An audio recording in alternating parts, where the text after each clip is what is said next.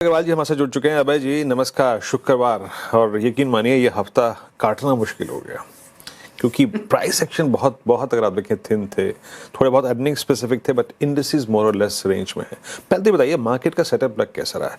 एक तरफ जब US market all time high create करते हैं, है ना, एआई रैली फिर रिज्यूम कर रही है, आप अपने एक शालीन अर्निंग सीजन के बावजूद डिलीवर नहीं कर पा रहे हैं। क्या लग रहा है, कारण क्या है, सेटअप कैसा लग रहा है, हमारी प्लेसमेंट कैसी है इस वक्त वर्सेस ग्लोबल मार्केट्स? जी, गुड आफ्टरनून वीरेंद्र, और आपको सभी दर्शकों को एक दिन पहले इंडिपेंडेंस डे की शुभकामनाएं। देखिए, प्रॉब्लम यह है कि इंडिया में जो लार्ज कैप्स हैं अर्निंग्स में, वीरेंद्र जैसे आपने बात करा, कहीं वो डिलीवर नहीं कर पा रहे हैं और ग्रोथ नहीं है। हमने देखा सिंगल डिजिट ग्रोथ है लार्ज कैप्स में, जो निफ्टी के स्टॉक्स हैं, काफी कुछ ऑटोज में भी थोड़ी नरमी दिखी अर्निंग्स ग्रोथ में, बैंक्स, आईटी सर्विसेज। तो मुझे वापस मैं फिर वही बात कहूंगा कि जो अपॉर्चुनिटीज हैं वो मिड कैप स्मॉल कैप में इस समय ज्यादा हैं, और mid cap small cap index है वो परफॉर्म कर रहे हैं। आप निफ्टी को अगर छोड़ दें एक थोड़ी देर के लिए, तो जो अर्निंग्स ग्रोथ भी हमने देखी, आउटस्टैंडिंग अर्निंग्स ग्रोथ है इस बार। मैं कहूंगा जो भी हमारे पोर्टफोलियो कंपनी को ट्रैक करते हैं, उसके आसपास की भी जो और कंपनीज हैं, करीब 100 कंपनीज को हम ट्रैक करते हैं मिड और स्मॉल कैप में, सबकी अर्निंग्स मैं कहूंगा 95 कंपनीज की अर्निंग्स आर इधर इन लाइन और बेटर देन एक्सपेक्टेड, और गाइडेंस भी अच्छी है। तो क्लियरली जो ग्रोथ इस समय है वो है मिड और स्मॉल कैप कंपनीज की अर्निंग्स में, और मार्केट मुझे लगता है उनको रिवॉर्ड कर रहा है। ऑफ कोर्स थोड़े, जैसे आप कहते हैं, एक्सीडेंट्स ऑफ द डे होते रहते हैं, पर उनको इग्नोर करें तो मोस्टली जो मार्केट ने रिवॉर्ड किया है ग्रोथ को इस अर्निंग सीजन में। जहां पे ग्रोथ नहीं है ऑब्वियसली वो स्टॉक स्ट्रगल कर रहे हैं, और मुझे लगता है अगले क्वार्टर तक अब फिर स्ट्रगल करेंगे।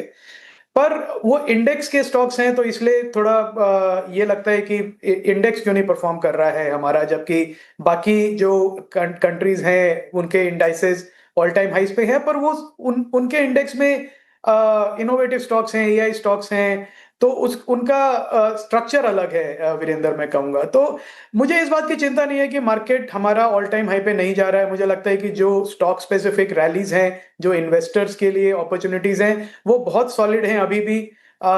ये अर्निंग सीजन देके मेरा कॉन्फिडेंस और बड़ा है कि अगर इन्वेस्टर्स थोड़ी मेहनत करें, इनोवेशन R&D ओरिएंटेड ग्रोथ पे फोकस करें, तो इन्वेस्टर्स के लिए अगले 4-5 साल के लिए भी बहुत अच्छी अपॉर्चुनिटीज हैं इस समय।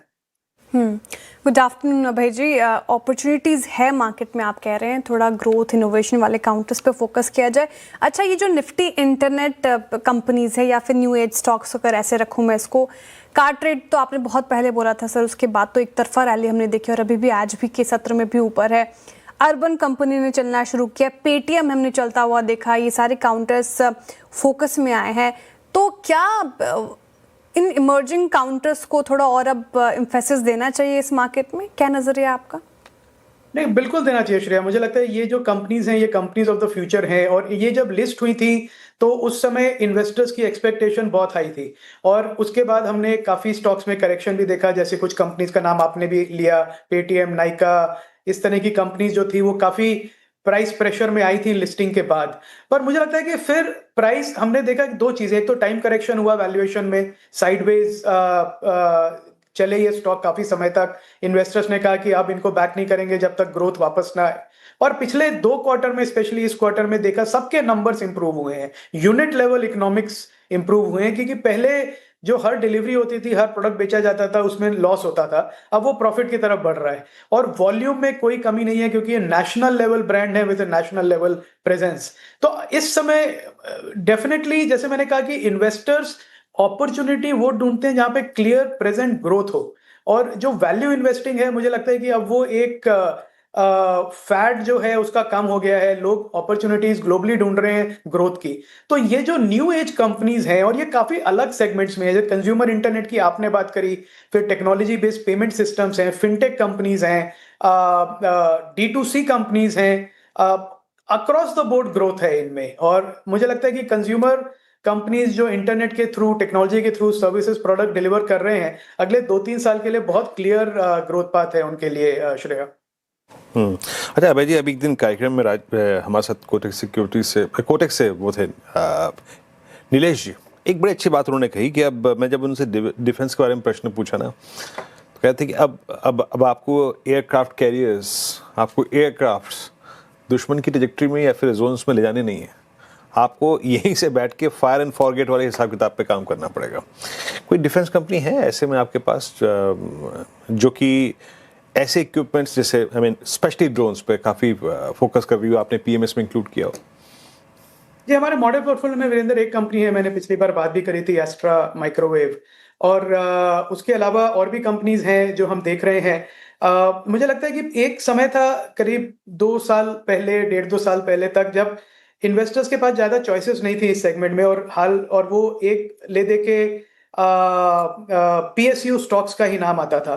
पर अच्छी बात यह है कि पिछले 1-1.5 साल में काफ़ी प्राइवेट कंपनीज हैं जिन्होंने बहुत काम किया है और एक ग्लोबल लेवल की टेक्नोलॉजी डेवलप करी है। तो ऐसा नहीं है कि सिर्फ हम इंडिया में बनाने के लिए अब ये टेक्नोलॉजी यूज कर रहे हैं।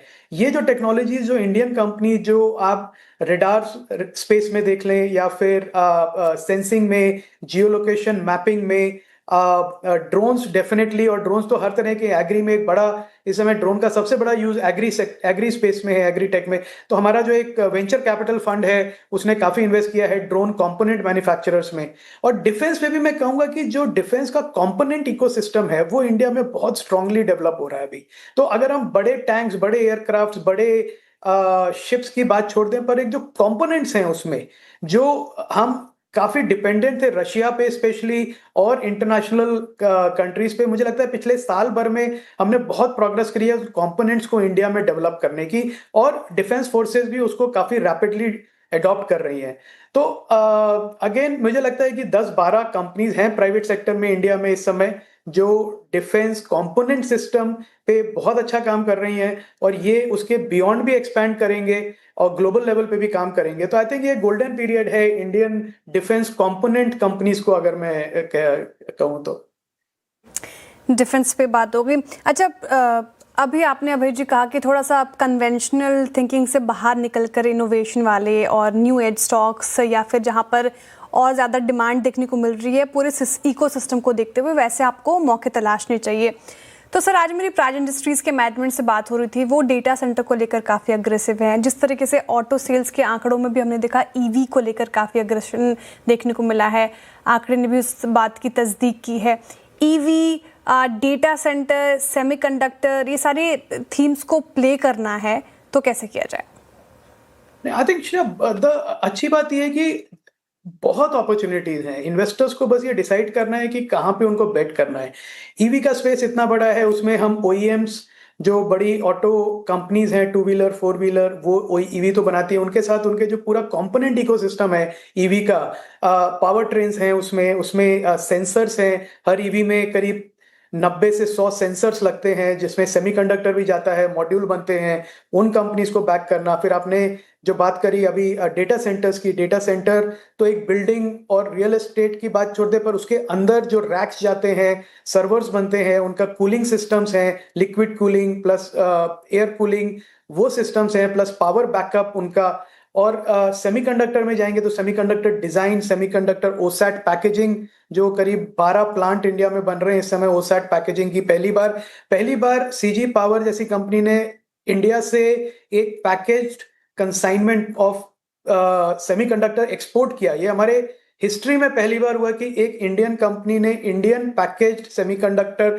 का लॉट एक्सपोर्ट किया। और ये मुझे लगता है कि इस अनाउंसमेंट की जो इंपॉर्टेंस है वो काफी लोगों ने मिस कर दी। पर ये हैं सेक्टर जो आपने भी कहे और जो हम डिस्कस कर रहे हैं, ये फ्यूचर है, अगले 10 साल का यहाँ पे ग्रोथ दिखेगा हमें, और यहाँ पे इन्वेस्टर्स को बेट करने की जरूरत है। पर ऑब्वियसली ये टेक्निकल फील्ड्स हैं तो थोड़ा समझने में टाइम लगता है, पर अगर आप उसको ठीक से बेट कर सकें तो मुझे लगता है कि आउटसाइज रिवॉर्ड्स मिलेंगे और वेल्थ क्रिएशन होगा इन सेक्टर्स से। जी, इस बीच अगर आप देखें कैश सेटल हो गया है यहाँ पर, और उसके बाद जो क्लोज आया, आइए देखते हैं उसको। Pre cash and post cash.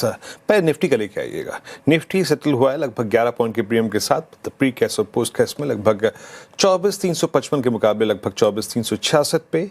Nifty bank 57,491 पे, और सेंसेक्स करीब के 78,009 पे।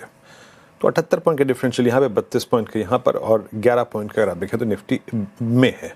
तो अब आपका सेटल हो गया है, और कुछ देर में थोड़ी सी स्कैनिंग में आपको कैश के स्टॉक्स की समझाऊंगा, मतलब किसने अगर आप देखें इस कैश सेशन के बाद सबसे बड़ा माइलेज लिया।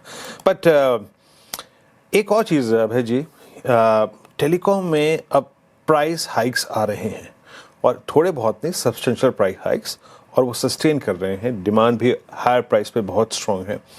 आपकी राय क्या कह रही है? मैंने आप लोग भारतीय एयरटेल टेलीकॉम में आपका व्यू क्या है इस वक्त? नहीं, बहुत पॉजिटिव व्यू है मेरा वीरेंद्र। मुझे लगता है कि जो एक कोर प्रॉब्लम थी इस सेक्टर की, आरपू जो है रेवेन्यू पर यूजर, एवरेज रेवेन्यू पर यूजर इतना लो था कि ऑलमोस्ट लॉस पे काम हो रहा था, तो उसमें काफी इंप्रूवमेंट हुआ है पिछले 1.5-2 साल में। मैंने एग्जैक्ट डेटा नहीं देखा, पर मुझे लगता है कि करीब 50 से 100% की बढ़त है आरपू में। और ये बहुत जरूरत थी सिस्टम को, क्योंकि इतना बड़ा सेक्टर जो नेशनल इंपॉर्टेंस का है, उसको हम कोई नहीं चाहेगा कि वो डेंजर में आए या स्ट्रेस में आए। तो ये बहुत अच्छा है कि आरपू बढ़ रहा है अक्रॉस द बोर्ड। एक टाइम था जब प्राइसिंग वॉर्स होती थी सब्सक्रिप्शन एडिशन के लिए, पर मुझे लगता है वो दिन चले गए हैं। पूरा सेक्टर अब ये एक स्ट्रॉन्ग फुटिंग में है, और अभी भी मुझे लगता है कि ये प्राइस डिस्कवरी होती रहेगी और थोड़े प्राइस हाइक्स आते रहेंगे, जब तक टेलकोस देखेंगे कि उनके प्राइस हाइक्स की वजह से कस्टमर्स जा रहे हैं या चर्न कर रहे हैं, तब तक ये प्राइस हाइक होते रहेंगे। पर अभी भी मुझे लगता है कि इंडिया का जो मार्केट है टेलीकॉम रेट्स के हिसाब से, डेटा रेट के हिसाब से, वॉइस रेट के हिसाब से दुनिया का एक one of the cheapest markets है। तो इसमें जियो, एयरटेल, वोडाफोन सबके पास एक अपॉर्चुनिटी है कि वो अपनी प्रॉफिटेबिलिटी को बढ़ाए, और वो जरूरी भी है क्योंकि इनका कैपेक्स की साइकिल जो है वो बहुत प्रेडिक्टेबल है। हर 5 साल में 50,000 1 लाख करोड़ का कैपेक्स करना पड़ता है, सिस्टम मेंटेन करना, नेटवर्क को रिन्यू करना, लाइसेंस फीस देनी सरकार को। तो ये मैं कहूँगा ये अच्छा है, एज लॉन्ग एज बहुत ज्यादा लेवल पे ना आ जाए। पर तब तक के लिए मुझे लगता है कि ये जो टेलीकॉम कंपनीज हैं वो अपनी प्रॉफिटेबिलिटी से डेफिनेटली सरप्राइज करेंगी एनालिस्ट को। ओके, टेलीकॉम स्पेस भी काफ़ी अच्छा नज़र आ रहा है अभय जी को। अभय जी बहुत बहुत शुक्रिया आज हमारे साथ जुड़ने के लिए, तमाम सवालों के जवाब देने के लिए, and have a lovely weekend sir.